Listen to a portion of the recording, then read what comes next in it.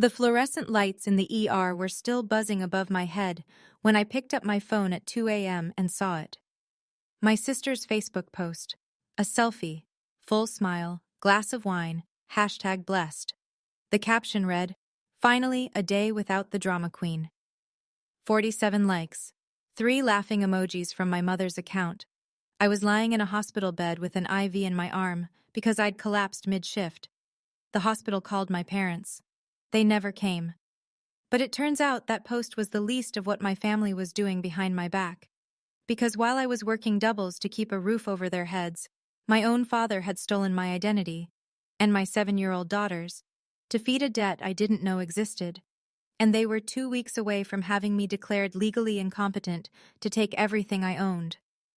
What I did next started with one phone call, and by the end of the month, they were the ones without a home. Before I go on, please take a moment to like and subscribe, but only if you genuinely connect with this story. And if you want, drop your location and your local time in the comments. I love knowing where you're listening from. My name is Donna. I'm 33. I'm a night shift nurse and a single mom to a 7-year-old named Lily. And this is what happened when I stopped being the person everyone could take from. Now let me take you back to a Tuesday evening in October, the night my body finally gave out. The hallway at Ridgemont County Hospital smelled like floor wax and stale coffee. I was 14 hours into a shift that was only supposed to be 10. Carla, the other night nurse, had called out with the flu. So I stayed. I always stayed. My hands had started shaking around hour 11, not the kind of shaking you notice. The kind you hide. You press your palms flat against the medcart. You grip the pen a little harder. You breathe through the tremor and chart one more patient. By hour 13, the fluorescent lights had a halo around them. My vision swam at the edges. I told myself it was just the lighting. By hour 14, I was walking down the east corridor toward the nurse's station with a stack of intake forms. My knees buckled first. Then the floor came up fast. I don't remember hitting the ground. I remember the sound, the forms scattering, a shoe squeaking on tile, someone yelling my name. Then the ceiling tiles counting them. 1, 2, 3, the oxygen mask, severe dehydration, chronic fatigue collapse. That's what the ER attending wrote on my chart. They wanted to keep me overnight for observation and fluids. I didn't argue. I couldn't. Lying in that bed, I stared at my phone. The hospital's emergency contact protocol had already kicked in. They'd called my father, Gerald Paxton. No answer. They'd called my mother, Patricia. Voicemail. I thought about Lily, asleep at home. My mother was supposed to be watching her.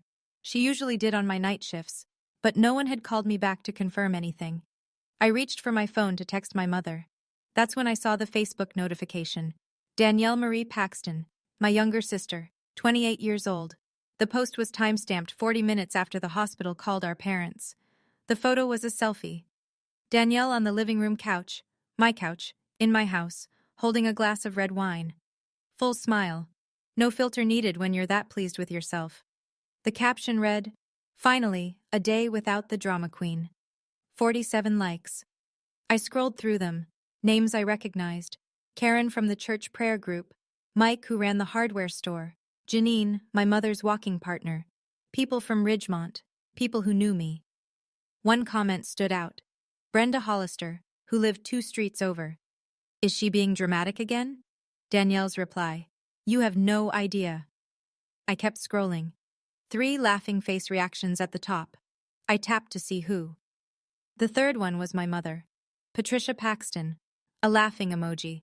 While her oldest daughter was lying in a hospital bed alone. I set the phone face down on the thin hospital blanket. I didn't cry. I looked at the ceiling tiles again. This wasn't new.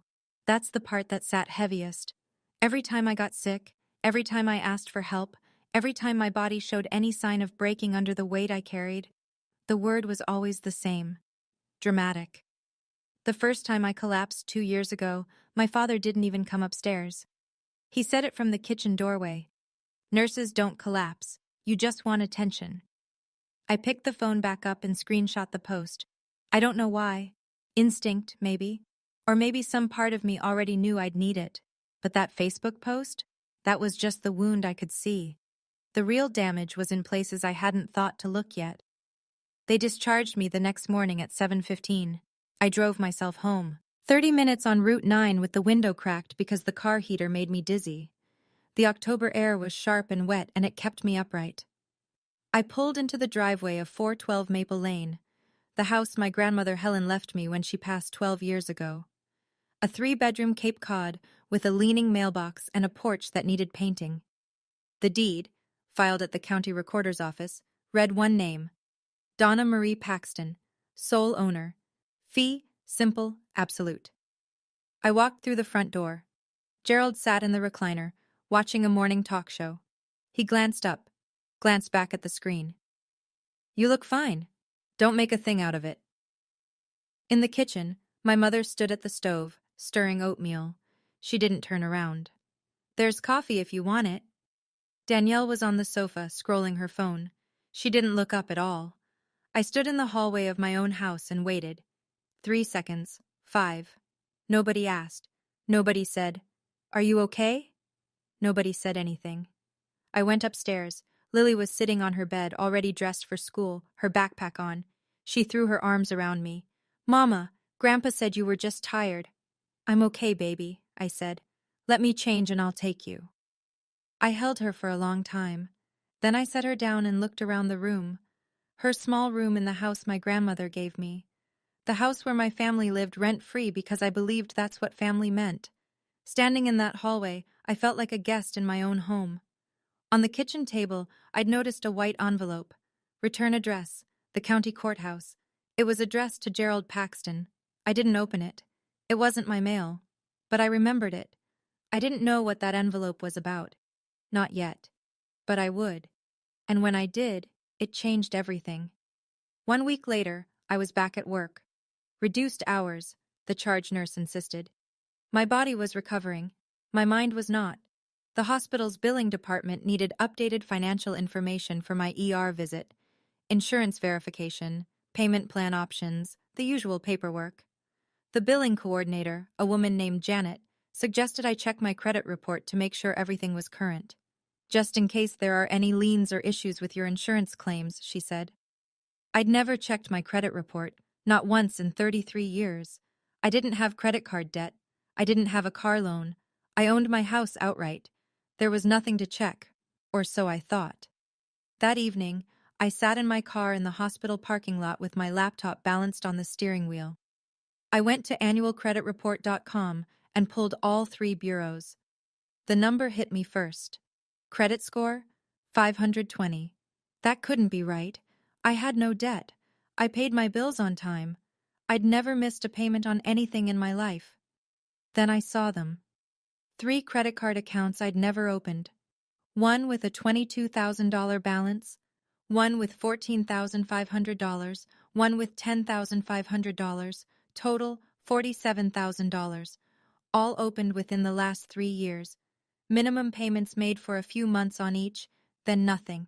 Delinquent. Sent to collections. My hands were shaking again. Not from fatigue this time. I called the number listed for First Union Bank. A man named Russell Briggs answered, senior credit analyst at the Ridgemont branch. I verified my identity. Date of birth, last 4 of my social, mother's maiden name. "Ma'am," he said, and paused. "The applications were submitted using your social security number. The billing address on all 3 is your home address." I knew whose handwriting that was before I even opened the attachment. Russell emailed me the scanned applications that night. I opened them sitting in the parking lot of a McDonald's because I didn't want to be in the house when I looked. The signature on the first application leaned hard to the right. The capital P in Paxton had that small curl at the top, a habit my father never broke. I'd watched him sign birthday cards, school permission slips, and church donation envelopes with that same hand for 30 years. Gerald Raymond Paxton. He hadn't even tried to imitate my handwriting. He'd just signed his name on my life and assumed I'd never look. I sat in that parking lot for 10 minutes. Engine off, screen glowing in the dark. $47,000. That was almost 2 years of my take-home pay after taxes. Money I never borrowed, money I never spent, money that was now destroying my credit score while I worked doubles to keep the lights on in a house my family treated like theirs. I thought back. Gerald lost his plumbing job 6 years ago, said his back gave out, filed for disability but got denied. He was home all day after that. I'd see him on the laptop late at night. I thought he was reading the news, watching YouTube, whatever retired fathers did. Now I understood what those late nights were.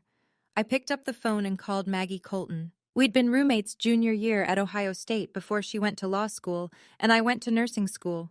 She practiced real estate and property law in Grover City, 30 minutes east. We hadn't talked in a few months. I didn't waste time on small talk. Maggie, I need help. I think my father stole my identity. She was quiet for 2 seconds. Then, don't confront him. Don't mention it.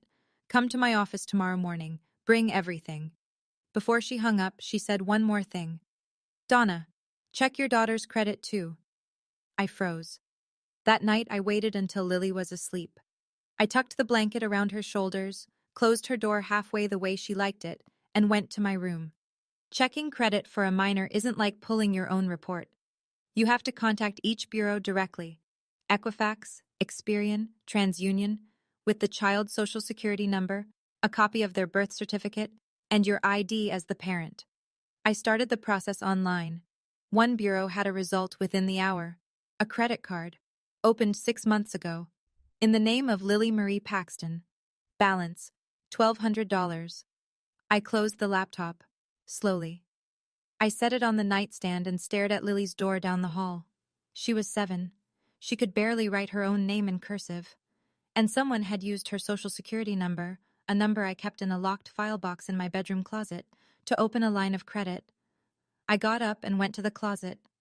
The file box was there. The lock was intact. But when I opened it, I noticed gaps. My original birth certificate? Gone. My old social security card? Gone. Lily's social security card was still there, but someone had handled the folder recently. The papers were out of order. You can take from me. You can call me dramatic. You can laugh at me on the internet while I'm lying in an emergency room. But you do not touch my child. That is the line. There is no second chance after that line. I didn't go downstairs. I didn't scream. I sat on the edge of my bed and made a list. Credit reports, deed, Lily's birth certificate, scanned signatures, everything Maggie needed, and that envelope from the county court. I still hadn't found out what it said. Maggie's office was above a dry cleaner on Main Street in Grover City.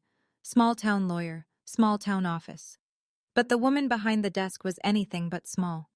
She read through my credit reports in silence, making notes in the margins with a red pen. This is textbook familial identity theft, she said. Federal crime. All 3 applications used your social, your address, and a forged signature.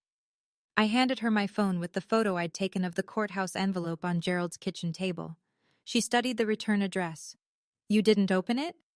It's not my mail. Smart. She turned to her computer and pulled up the county court's public docket, typed in my name, scrolled, stopped.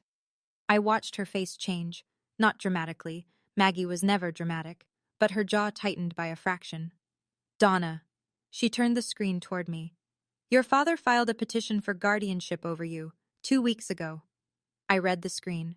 Petition for guardianship of Donna Marie Paxton, filed by Gerald R. Paxton. The stated reason. Respondent has a documented history of medical episodes consistent with diminished mental capacity.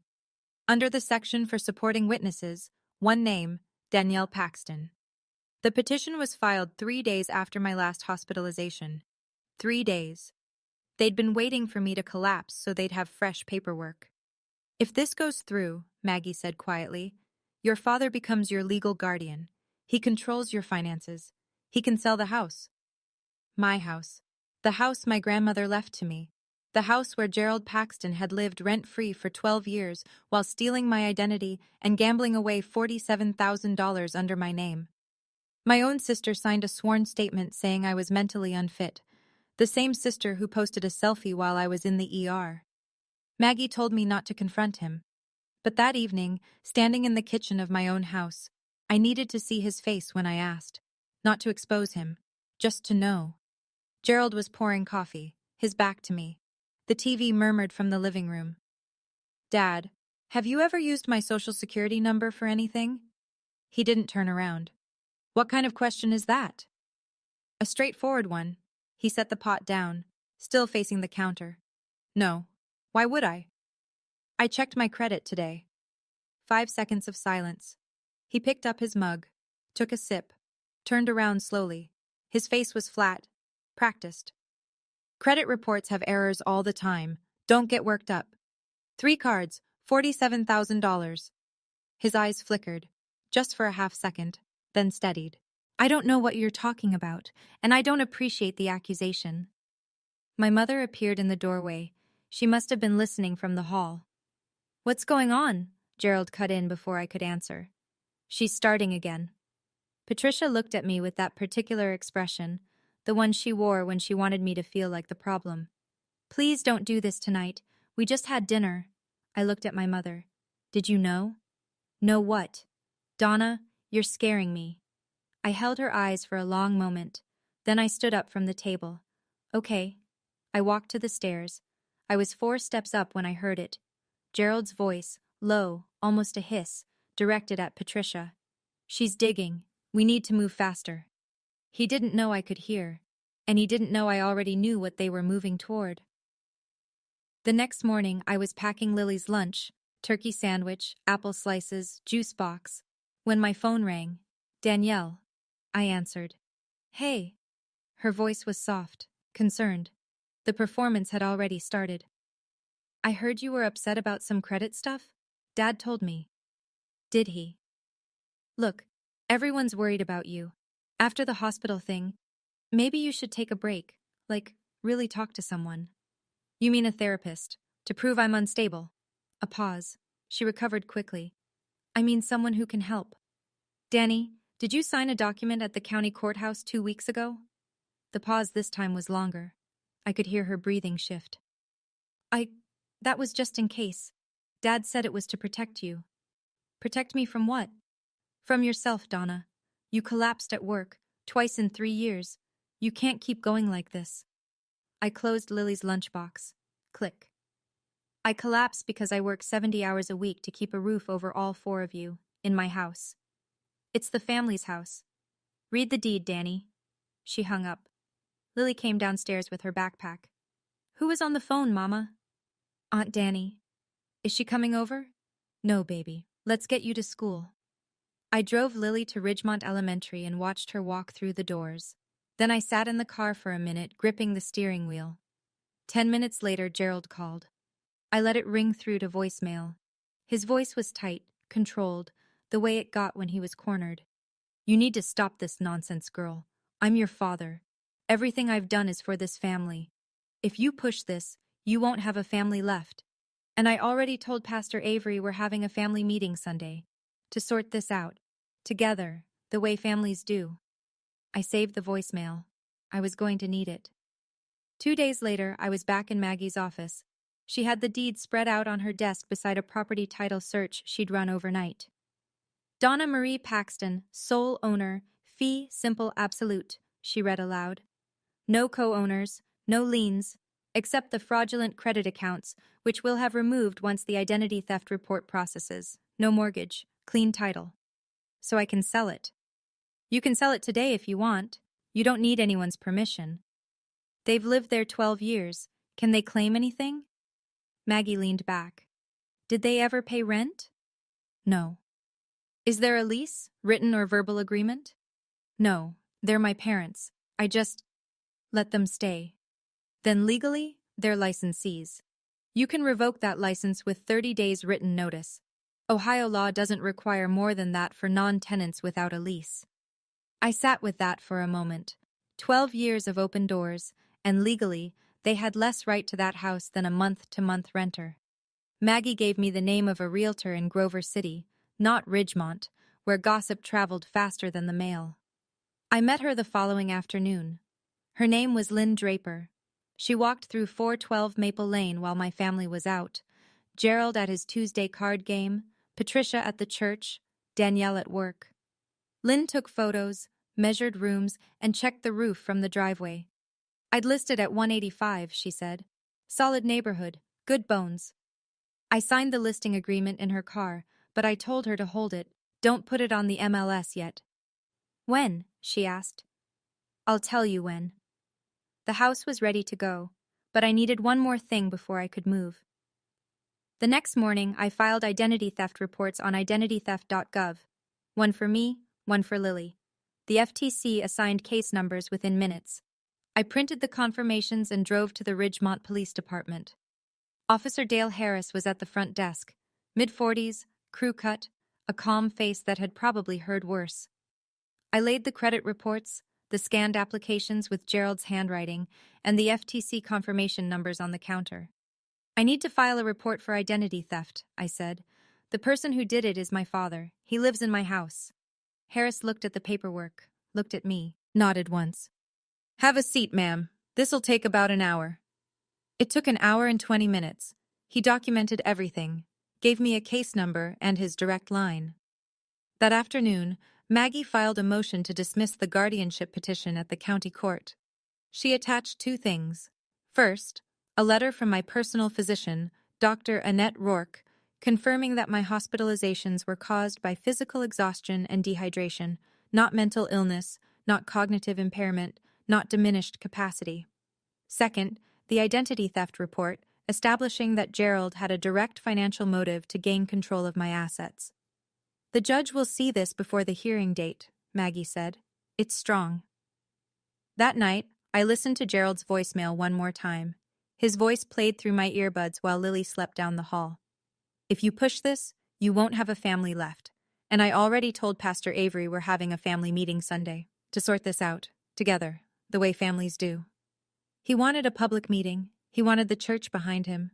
He wanted 25 witnesses to see his unstable daughter fall apart. Fine. I'd give him his meeting. Okay, I need to pause here for a second, because I know what some of you might be thinking. Why didn't I just confront my father directly and handle this privately? And honestly, I tried. You heard that conversation in the kitchen. He looked me in the eyes and lied. My mother pretended she didn't understand. My sister told me I needed professional help, the same sister who signed a court document to have me declared incompetent. So let me ask you this. If your father opened a credit card under your 7-year-old daughter's name, would you keep it in the family? Tell me in the comments. Now, back to the story, because Sunday was coming. Sunday came cold and bright. Ridgemont Community Church sat at the end of Oakwood Drive, white clapboard, narrow steeple, a gravel parking lot that crunched under every tire. I'd been baptized there. Lily had been baptized there. My grandmother Helen's funeral had been held in the front pew 12 years ago. After the morning service, Gerald stood up near the coffee table in the fellowship hall and announced that the family was hosting a potluck gathering. Most of the congregation stayed. He'd been working the room all week. I learned this later. Phone calls, private conversations after Wednesday prayer group. We're worried about Donna. She hasn't been herself. We'd appreciate your support.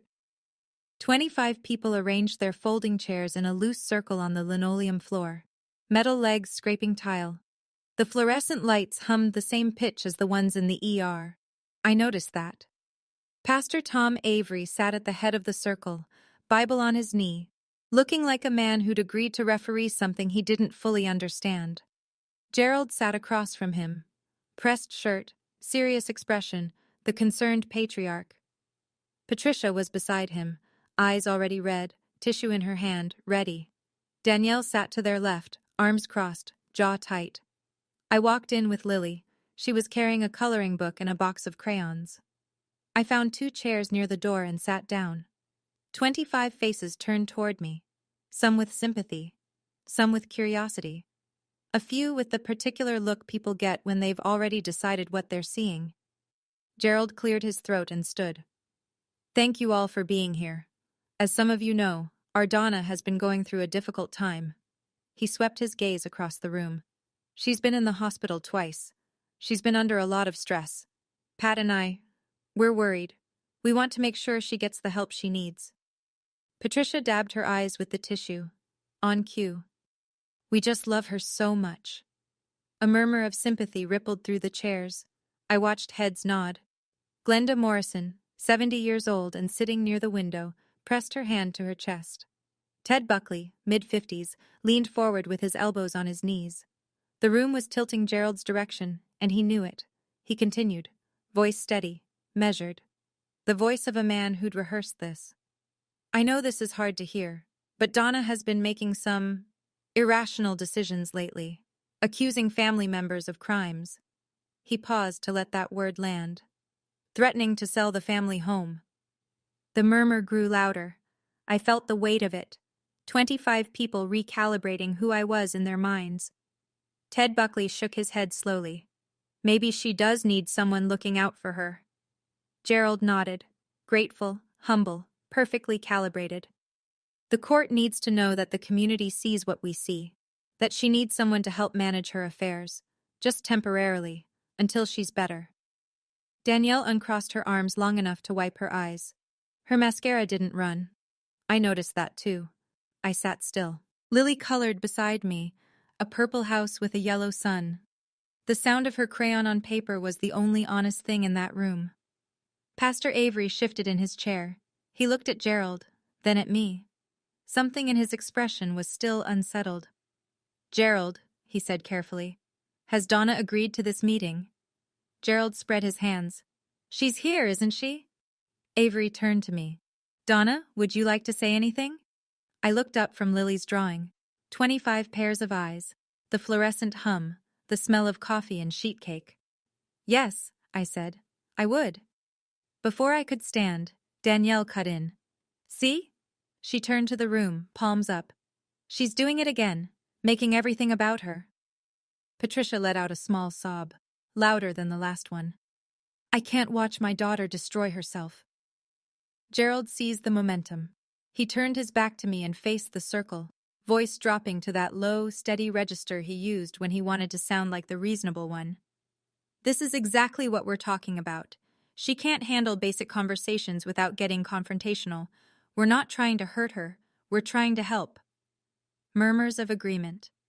A woman from the prayer group, Karen Dietrich, reached across and squeezed Patricia's hand. You're doing the right thing, Pat.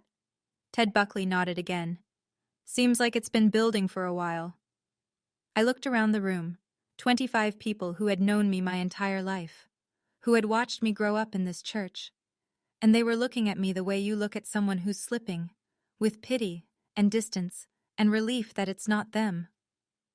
Glenda Morrison caught my eye from the window. Her face was harder to read. She wasn't nodding.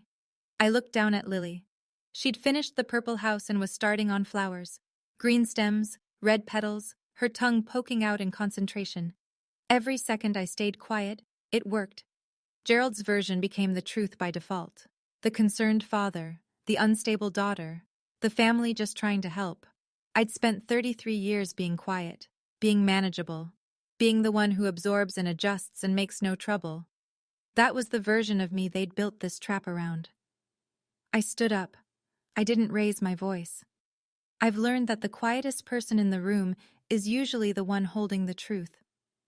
I reached into my bag and set a manila folder on the table in front of me.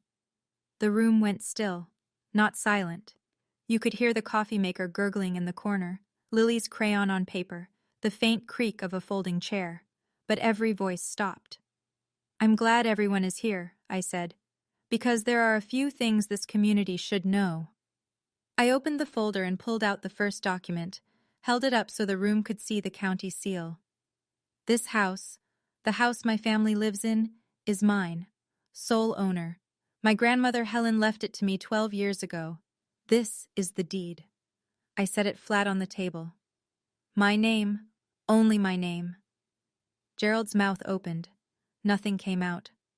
My father, my mother, and my sister have lived in my house rent-free for 12 years. I never asked for $1. I pulled the next page. The credit report, all 3 bureaus highlighted in yellow where the fraudulent accounts appeared. 3 credit cards were opened in my name without my knowledge or consent. Total debt, $47,000. I set down the scanned applications beside the report. The signatures on these applications are my father's handwriting. A sound moved through the room, not a gasp exactly, but the collective inhale of 25 people recalculating what they thought they knew. Gerald stood. That's a lie. The bank confirmed it, I said. I have a case number from the FTC and a police report on file with the Ridgemont Police Department. I reached into the folder one more time. And 6 months ago, someone opened a credit card in the name of my 7-year-old daughter. $1,200. Glenda Morrison's hand went to her mouth. Pastor Avery turned slowly and looked at Gerald. The room had shifted. I could feel it, like the air pressure dropping before a storm. People who'd been leaning toward Gerald were sitting upright now. Karen Dietrich had pulled her hand away from Patricia's. I wasn't done. But that's not all my father has been doing. I kept my voice level. No tremor, no anger, just facts. 2 weeks after my last hospitalization, he filed a petition at the county courthouse to have me declared legally incompetent. I set the printed copy of the docket entry on the table. Public record. Maggie had obtained it from the court clerk. If this petition went through, my father would become my legal guardian. He would control my finances. I looked directly at Gerald. He could sell my house, the house he doesn't own, to pay debts he took out in my name. Gerald's face had gone from red to gray. He gripped the back of his chair. You're twisting everything. I was trying to protect you. You were trying to protect yourself. Patricia stood halfway up, tissue pressed to her face. Donna, please, not here. You chose here, Mom. Dad invited 25 people, so let them here. I turned to Danielle. She hadn't moved. Her arms were crossed so tightly her knuckles were white. And my sister signed this petition as a witness, stating under oath that I was mentally unfit. I held the page up so the room could see her signature. Tell them, Danny. Tell them how much Dad promised you from the sale. Danielle's mouth worked, but no sound came out. She looked at Gerald. He didn't look back. She looked at the floor. To my right, a chair scraped against linoleum. Ted Buckley, the man who'd said I needed someone looking out for me 5 minutes ago, picked up his folding chair, moved it 3 rows back, and sat down without a word. The silence that followed was the loudest sound I'd ever heard in that room. Pastor Tom Avery rose from his chair. He was a tall man, lean, with reading glasses he kept pushing up the bridge of his nose. He'd led this congregation for 19 years. He'd married couples and buried their parents and sat with families through every kind of grief. People trusted him. Gerald had counted on that. Gerald? Avery's voice was calm, but it carried the full weight of the room. I agreed to be here today because you told me Donna was in crisis. You told me she was a danger to herself. Gerald started. She is. I'm looking at a woman who brought documentation, Avery continued, as if Gerald hadn't spoken, who spoke calmly, who has not raised her voice once. He turned to face Gerald fully. And I'm looking at a father who stole his daughter's identity and his granddaughter's. He addressed the room. I think we all owe Donna an apology for being here under false pretenses. Glenda Morrison spoke next. Her voice was thick.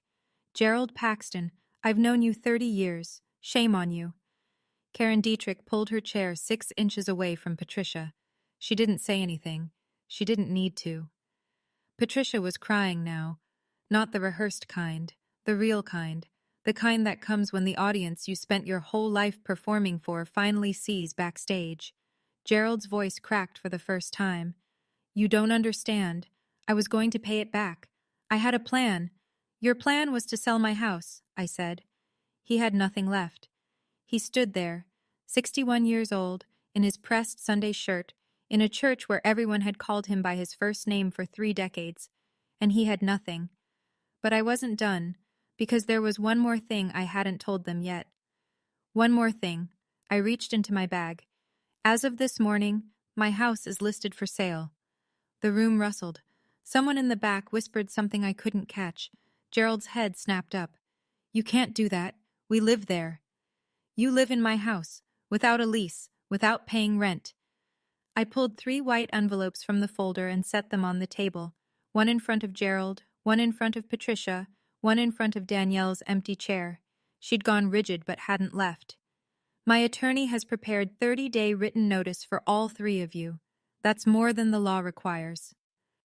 Gerald stared at the envelope like it might detonate. Where are we supposed to go? I let that question sit in the air for a moment.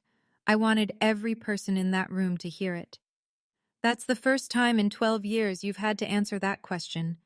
I've been answering it for you my entire adult life. Patricia clutched Gerald's arm. Donna, you can't throw your parents out on the street. I'm not throwing you out. I'm giving you 30 days' notice. In writing. I kept my voice steady. Which is more courtesy than you gave me when you tried to have me declared incompetent. Danielle stood up, grabbed her purse. Her chair tipped backward and clattered against the linoleum. She walked toward the door and said, just loud enough for the front row to hear, "This is insane." The door closed behind her. Nobody followed. I looked at Gerald. He was still holding the envelope. His hands shook slightly. Patricia was pressed against his shoulder, tears running mascara down her cheeks. I closed my folder. I didn't feel triumphant. I felt like a woman who'd just finished the hardest thing she'd ever done, standing in a church where she'd been baptized. I turned to Pastor Avery. "Thank you for your time, Pastor." He met my eyes. There was no pity in his face, just respect, and something that looked like sorrow for what had brought us here. "Donna, if you or Lily need anything, this church is here for you." I nodded. I looked down at Lily. She'd finished her coloring page. A purple house, yellow sun, green flowers. She held it up to show me, oblivious to everything that had just happened above her head. "Ready, baby? Can I bring the crayons?" "You can bring the crayons." I took her hand and walked toward the door. Glenda Morrison was standing near the exit. She reached out and took my free hand in both of hers. Her fingers were thin and warm. "Your grandmother Helen would be proud of you, sweetheart." My throat tightened. That was the first time all day. "Thank you, Mrs. Morrison." Outside, the October sun was low and gold. The gravel crunched under our shoes. Lily skipped ahead toward the car, coloring book tucked under her arm. "Mama, why was Grandpa upset?" I unlocked the car and opened her door. "Because things are going to be different now, baby. But different can be good." She considered this with the seriousness only a 7-year-old can manage. Then she climbed in and buckled herself. I sat in the driver's seat, started the engine, pulled out of the parking lot. I didn't feel victorious. I felt tired. But it was a different kind of tired. The kind that comes after you finally set down something you've been carrying too long. My phone buzzed. A text from an unknown number.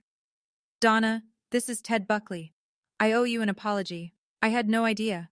If you need a reference for anything, work, housing, you call me." I put the phone down and drove. I want to pause again for just a moment, because I know this part of the story hits differently depending on where you're sitting. If you've ever had to hand an eviction notice to your own parent, or even just imagined what that would feel like, you know the weight of it. I didn't enjoy it. I didn't plan some dramatic speech. I just stopped absorbing what was never mine to carry. Here's what I want to know from you.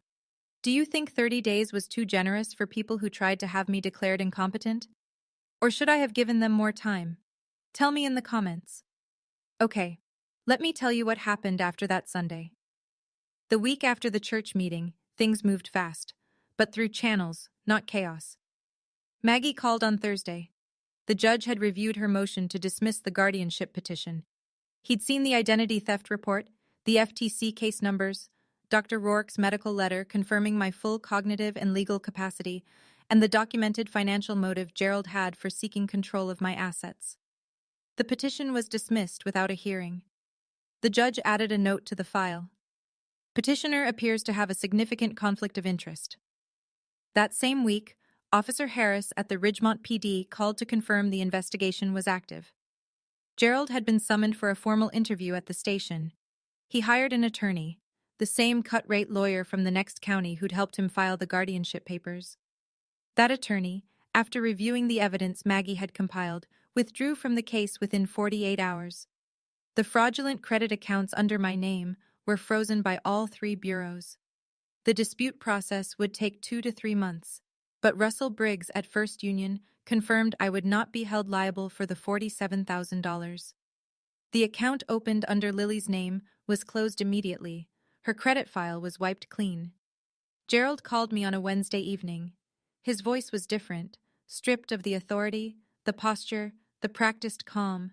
He sounded like a man standing at the edge of something he couldn't talk his way out of. "Donna, please. I'm going to jail. I'm your father." I was standing in the kitchen, washing Lily's dinner plate. I held the phone against my ear and watched the soap bubbles slide off the ceramic. "You should have thought about that before you stole from your granddaughter." I hung up. I finished the dishes. I dried my hands. and I felt nothing that needed forgiving. The social fallout in a small town doesn't arrive all at once. It seeps, like water finding cracks in a foundation. Patricia tried to attend Wednesday prayer group the following week. Glenda Morrison told me about it later, gently, like she was reporting the weather. Your mother came in and sat down. Nobody moved, but nobody sat next to her either. She left before the opening prayer. It wasn't cruelty. It was something quieter and worse. The silence of people who didn't know what to say to a woman who'd watched her husband steal her daughter's identity and chosen to look the other way. Danielle deleted the drama queen post, but screenshots had already circulated through the Ridgemont grapevine, text chains, group messages, the quiet machinery of a community processing a scandal. A coworker at the convenience store where Danielle worked part-time asked her directly, "So your dad really opened cards in your niece's name?" Danielle put in her notice that Friday. Patricia called me once. I answered because I thought it might be about logistics. The move out. "You've destroyed this family," she said. I was folding Lily's laundry. Small shirts, small socks. "No, Mom. You watched it happen. And you chose the wrong side." She hung up. Gerald and Patricia moved out of 412 Maple Lane on day 24. 6 days ahead of the deadline. They rented a single-wide trailer in Milford, the next town over. I didn't see them leave. I was at work. Danielle had moved out after 1 week, went to stay with a friend in Columbus. I walked through the empty house that evening. 12 years of living, nail holes in the walls, carpet dents where furniture had been. The kitchen smelled like Patricia's coffee. The recliner dent was still in the living room carpet. I didn't feel happy. I felt lighter. There's a difference. The house sold in 6 weeks. A young couple from Dayton, first-time buyers, excited about the porch in the backyard. They offered $178 and I accepted. After closing costs, realtor commission, and Maggie's legal fees, I walked away with just under $150,000. Not a fortune, but more than I'd ever had in one place. I used it carefully. First, paid off my hospital bills in full. Second, put down a deposit on a 2-bedroom apartment in Grover City, close to Maggie's office, close to a good elementary school for Lily, 30 minutes from Ridgemont, but far enough that the air felt different. Third, opened a 529 education savings account in Lily's name, real this time, in her name, for her future, with only my signature on it. Lily started at the new school on a Monday. She wore her purple backpack and held my hand across the parking lot. That afternoon, she came home and looked around the apartment. Small kitchen, narrow hall, her bedroom barely big enough for the bed and a bookshelf. "This apartment is smaller, Mama." "I know, but it's ours. Really ours." She thought about that for a second. Then she went to her room and started taping her drawings to the wall. I transferred to the day shift at a hospital in Grover City. The pay was slightly less, but I slept every night. I ate dinner with my daughter. I watched the sun go down from a window that belonged to no one but me. A week after we moved, a letter arrived. No return address. Inside, a $50 gift card to Target and a handwritten note on pale blue stationery. Helen told me once, "That girl will know when it's time to stand up." She was right. Glenda. I read it twice. Then I put it in the drawer beside my bed, where I keep the things that matter. 3 months later, the world looked different from the inside out. Gerald accepted a plea deal. The district attorney charged him with 1 count of identity theft, a felony under Ohio law, given the amount and the fact that one victim was a minor. His attorney negotiated it down: 2 years probation, mandatory financial counseling, full restitution, though with Gerald's income, that would take years. A permanent criminal record. He didn't go to prison. He was 61, first offense, and the DA's office had bigger cases, but the record followed him. When he applied for a part-time maintenance job at a motel in Milford, they ran a background check. He didn't get it. He eventually found work stocking shelves at a farm supply store 20 miles away. Patricia stayed with him. I wasn't surprised. She'd chosen that side a long time ago. I heard through Glenda that Patricia told people at her new church, a different one in Milford, that I'd had a breakdown and turned on the family. Some people believed her, some didn't. It didn't matter to me anymore. Danielle never called. I never called Danielle. There was no tearful reconciliation, no scene at a coffee shop where we hugged and cried and promised to do better. Sometimes that's how it ends.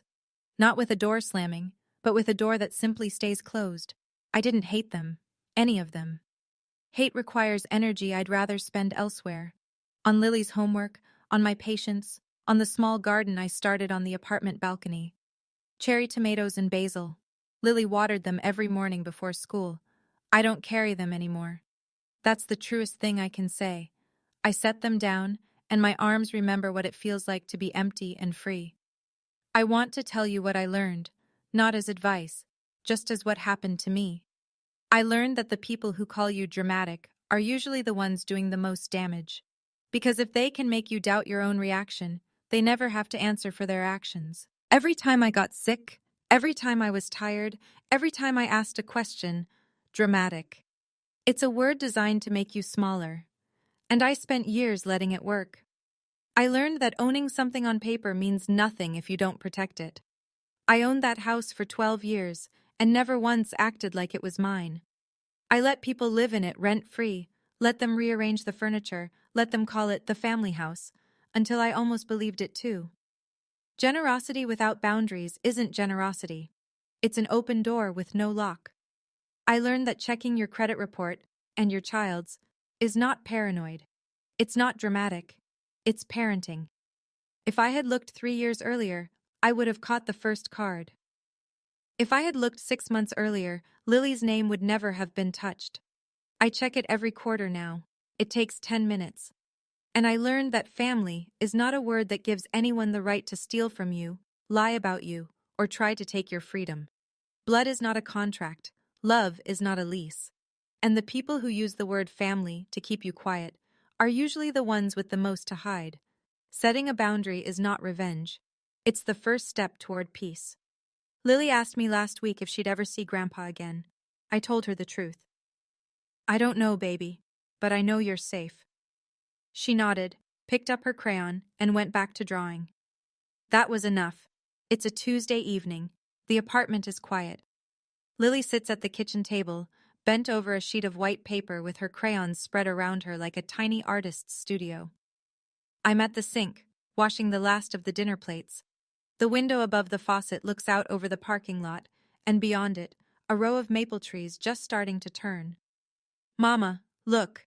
I dry my hands and walk over. She holds up the drawing.